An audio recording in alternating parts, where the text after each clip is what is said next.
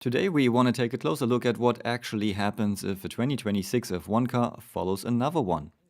In my previous video we analyzed the flow structures around the 2026 F1 car, and we could see how this early version was already producing some outwash, although the regulators want to avoid that. And we could see the wake behind the car in which the car behind would drive.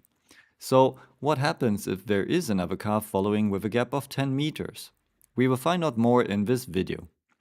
The model you see is designed by Emil Qvist, a young, talented 3D artist from Sweden who worked on this for over a year, and I want to thank him for providing this F1 model.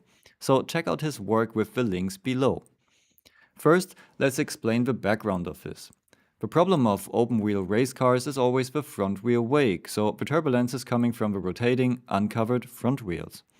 If this wake hits any downforce producing parts like a wing, you lose a lot of downforce. So teams try everything to push this wake as far outboard as possible to keep the important parts clean.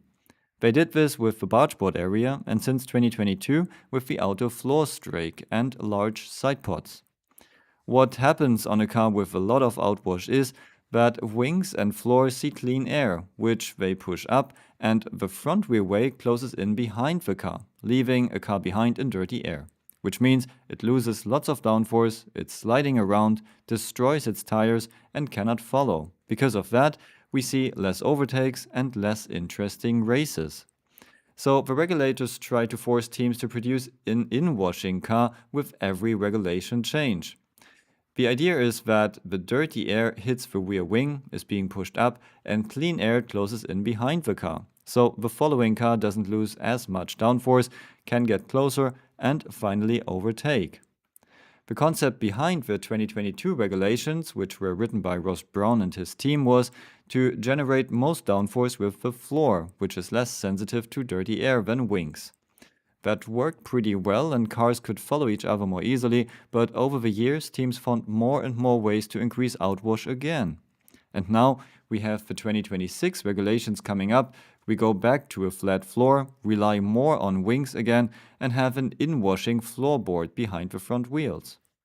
So first of all, after 10 meters, the car behind sees this. Dark red shows you undisturbed, high-energy air. Most of the wake sits above. But we can see a yellow line in the center, which hits the front wing. We then see how the middle of the front wheel wake is being pushed outboard with the help of a clever designed floorboard, which was supposed to inwash. The flow at the underbody is relatively undisturbed, as we described before, but especially the rear wing sits in a yellow area, so disturbed air with less energy. And at the back, we see the wake coming off the car plus the wake of the previous car above it. If we look at streamlines, we can see where the flow for the second car is coming from. This simulation was done with AirShaper, which is a great tool to set up your own simulations and even for such large and complex cases with adaptive mesh refinement. So make sure to check it out with the link below.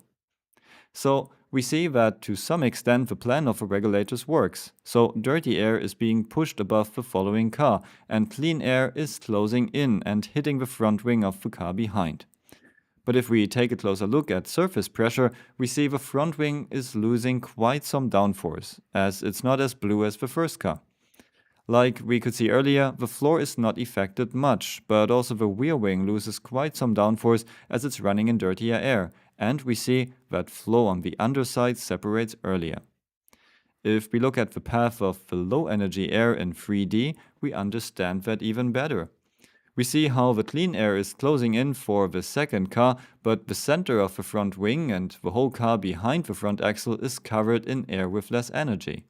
So the whole car is driving in that bubble, and we have to keep in mind here that this is an early version with not too much outwash.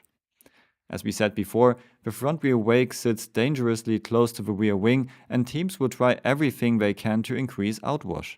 And if whole aero departments of F1 teams are working on this, they will come up with many detailed solutions. And more outwash will throw even more dirty air to the car behind. In other words, what we see here is the best case, and as soon as F1 teams are developing these cars further, the dirty air will get worse for the car behind. So it is likely we will reintroduce old problems this year, but let's see what teams will come up with and how active Aero and the new drivetrains will influence this.